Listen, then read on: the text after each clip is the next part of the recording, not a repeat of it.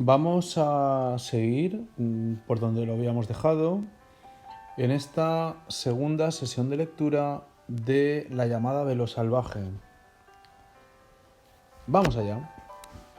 Si la retuerces, lo dejarás sin aliento, dijo Manuel, y el desconocido afirmó con un gruñido.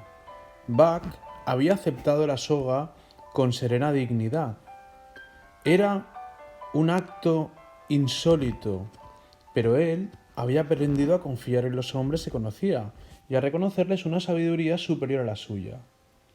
Pero cuando los extremos de la soga pasaron a manos del desconocido, soltó un gruñido amenazador. No había hecho más que dejar entrever su disgusto, convencido en su orgullo que una mera insinuación equivalía a una orden. Pero para su sorpresa, la soga se le tensó en torno al cuello y le cortó la respiración. Furioso, saltó hacia el hombre, que lo interceptó a medio camino, lo aferró del cogote y con un hábil movimiento lo arrojó al suelo. A continuación, apretó con crueldad la soga, mientras Buck luchaba frenéticamente con la lengua fuera y un inútil jadeo de su gran pecho. Jamás en la vida lo habían tratado con tanta crueldad y nunca había experimentado un furor semejante. Pero las fuerzas le abandonaron. Se le pusieron los ojos vidriosos y no se enteró siquiera de que, al detenerse el tren, los dos hombres lo arrojaban al interior del furgón de carga. Fijaos que aquí hay un ejemplo de narrador que va más allá de lo que sabe el personaje. Al volver en sí, tuvo la vaga conciencia de que le dolía la lengua y de que estaba viajando en un vehículo que traqueteaba. El agudo y estridente silbato de la locomotora, al acercarse a un cruce, le reveló dónde estaba. Había viajado demasiadas veces con el juez para no reconocer la sensación de estar en un furgón de carga. Abrió los ojos y en ellos se reflejó la incontenible indignación de un monarca secuestrado. El hombre intentó cogerlo por el pescuezo, pero Buck fue más rápido que él. Sus mandíbulas se cerraron sobre la mano y él no las aflojó hasta que una vez más perdió el sentido. Le dan ataques, dijo el hombre, ocultando la mano herida ante la presencia del encargado del vagón, a quien había atraído el ruido del incidente. Lo llevo a San Francisco. El amo lo manda a un veterinario que cree que podrá curarlo. Acerca del viaje de aquella noche habló el hombre con suma elocuencia en la trastienda de una taberna en el muelle de San Francisco. No saco más que 50 por él, rezongó, y no lo volvería a hacer por 1000, a tocateja. Llevaba la mano envuelta en un pañuelo ensangrentado, y tenía la pernera derecha del pantalón rasgada de la rodilla al tobillo. ¿Cuánto sacó el otro pasmado?, preguntó el tabernero. 100 fue la respuesta. No habría aceptado ni un céntimo menos, así que... Eso hace 150, calculó el tabernero. Y ese los vale, o yo no sé nada de perros. El otro se quitó el vendaje ensangrentado y se miró la mano herida. Si no pilló la rabia, será porque naciste de pie, dijo riendo el tabernero. Venga, dame la mano antes de marcharte, añadió.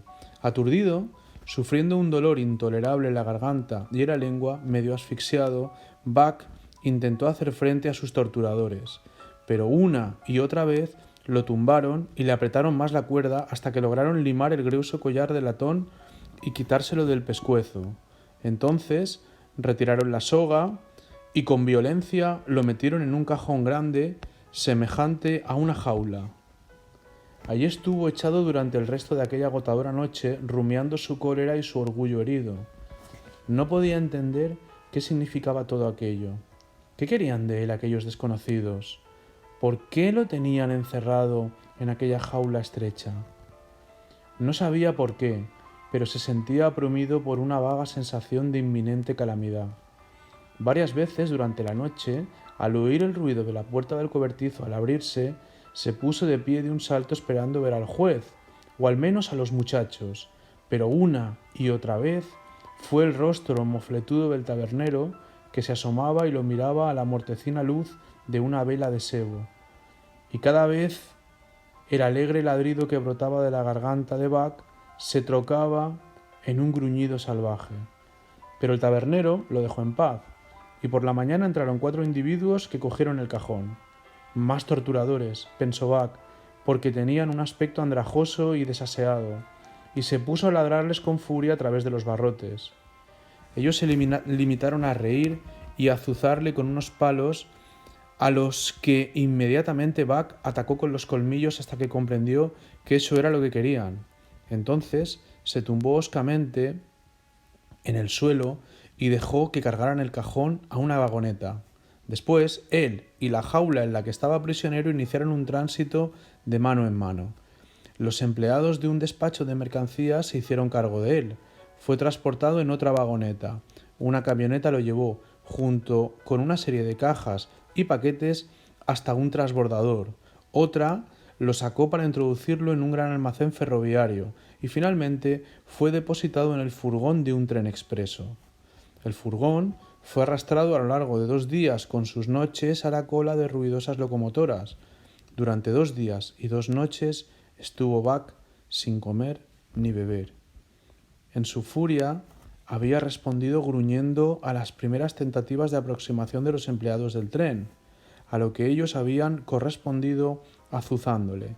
Cuando Buck, temblando y echando espuma por la boca, se lanzaba contra las tablas, ellos se reían y se burlaban de él. Gruñían y ladraban como perros odiosos, maullaban y graznaban agitando los brazos. Aquello era muy ridículo, lo sabía, pero cuanto más ridículo, más afrentaba su dignidad y su furor aumentaba. El hambre no lo afligía tanto, pero la falta de agua era un verdadero sufrimiento que intensificaba su cólera hasta extremos febriles. Y en efecto, siendo como era nervioso por naturaleza y extremadamente sensible, el maltrato le había provocado fiebre, incrementada por la irritación de la garganta y la lengua reseca e hinchada. Solo una cosa le alegraba: ya no llevaba la soga al cuello. Eso les había dado una injusta ventaja, pero ahora que no la llevaba, ya les enseñaría. Jamás volverían a colocarle otra soga en el cuello, estaba resuelto. Había pasado 2 días y 2 noches sin comer ni beber, y durante esos días y noches de tormento había acumulado una reserva de ira que no auguraba nada bueno para el primero que le provocase. Sus ojos se inyectaron en sangre y se convirtió en un demonio furioso. Tan cambiado estaba que el propio juez no lo habría reconocido, y los empleados del ferrocarril respiraron con alivio cuando se desembarazaron de él en Seattle. 4 hombres transportaron con cautela el cajón en un carromato hasta el interior de un pequeño patio trasero rodeado por un muro. Un tipo fornido, con un jersey rojo de cuello desbocado, salió a firmar el recibo del conductor. Aquel hombre, presintió Buck, era el siguiente torturador, y se lanzó salvajemente contra las tablas. El hombre sonrió con crueldad y trajo un hacha y un garrote. «No irá a soltarla ahora, ¿verdad?», preguntó el conductor. «Desde luego», replicó el hombre, al tiempo que hincaba el hacha en el cajón a modo de palanca. Se produjo la inmediata espantada de los 4 hombres que lo habían traído, que, encaramados al muro, se aprestaron a presenciar el espectáculo. Buck se abalanzó sobre la tabla astillada en la que clavó los dientes, luchando con furor con la madera. Dondequiera que el hacha caía por fuera, allí estaba él por dentro, rugiendo, tan violentamente ansioso él por salir como lo estaba el hombre del jersey rojo para sacarle de allí con fría deliberación. «Ahora, demonio de ojos enrojecidos», dijo una vez abierta una brecha que permitía el pasaje del cuerpo de Buck. Al mismo tiempo dejó caer el hacha y se cambió el garrote a la mano derecha. Y Buck era verdaderamente un demonio que lanzaba fuego por los ojos en el momento de disponerse a saltar, con los pelos erizados, la boca envuelta en espuma y un brillo enloquecido en los ojos inyectados en sangre.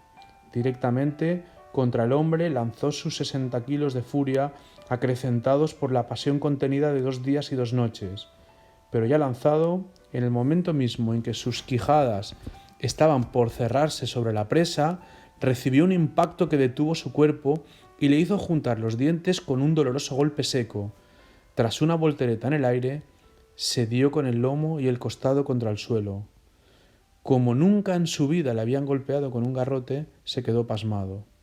soltando un gruñido que tenía más de queja que de ladrido, se puso en pie y volvió a arremeter, y nuevamente recibió un golpe y cayó en el suelo anonadado. Esta vez comprendió que había sido el garrote, pero su exaltación no admitía la cautela. Una docena de veces volvió a acometer y con igual frecuencia el garrote frustró la embestida y acabó con él en el suelo. Después de un golpe especialmente feroz, sus patas vacilaron y quedó demasiado aturdido para atacar. Se tambaleó sin fuerzas, con sangre manándole de la nariz, la boca y las orejas, con el hermoso pelaje salpicado y con manchas de saliva ensangrentada. Entonces el hombre avanzó y deliberadamente le asestó un espantoso golpe en el hocico. Todo el dolor que había soportado Buck no fue nada en comparación con la intensa agonía de éste. Con un rugido de ferocidad casi leonina, volvió a lanzarse contra el hombre. Pero el hombre, pasándose el garrote de la derecha a la izquierda, cogió diestramente a Buck por debajo del maxilar inferior, dando al mismo tiempo un tirón hacia abajo y hacia atrás. Buck describió un círculo completo en el aire, para después golpear el suelo con la cabeza y el pecho. Atacó por última vez. El hombre descargó entonces el golpe que le había reservado durante toda la lucha, y Buck se derrumbó y cayó al suelo sin sentido. «Este no es manco para domar a un perro, te lo digo yo», exclamó entusiasmado uno de los hombres encaramados al muro. «Yo preferiría domar potros de indios todos los días y el doble los domingos», fue la respuesta del conductor mientras trepaba al carromato y ponía en marcha los caballos. Buck recobró el sentido, pero no las fuerzas. Tumbado donde había caído, observaba al hombre del jersey rojo. «Responde al nombre de Buck», citó el hombre hablando consigo mismo en alusión a la carta del tabernero que le había anunciado el envío del cajón y su contenido. «Bien, Buck, muchacho», prosiguió en tono jovial, «hemos tenido nuestro pequeño jaleo, y lo mejor que podemos hacer es dejarlo así. Tú te has enterado de cuál es tu sitio y yo me sé el mío. Sé un buen perro y todo irá bien. Pórtate mal y te arrancaré las tripas. ¿Entendido?». Mientras hablaba, daba palmaditas en la cabeza que había golpeado tan despiadadamente, y aunque el contacto de aquella mano le erizara involuntariamente el pelambre, Buck aguantó sin protestar. Bebió ávidamente el agua que el hombre le trajo y más tarde engulló de su mano una generosa ración de carne cruda que él le suministró de trozo en trozo. Había perdido, lo sabía, pero no estaba vencido. Comprendió de una vez para siempre que contra un hombre con un garrote carecía de toda posibilidad. Había aprendido la lección y no la olvidaría en su vida. Aquel garrote fue una revelación, fue su toma de contacto con el reino de la ley primitiva y aceptó sus términos. Las realidades de la vida adquirieron un aspecto más temible, y si bien las afrontó sin amedrentarse, lo hizo con toda la latente astucia de su naturaleza en funcionamiento.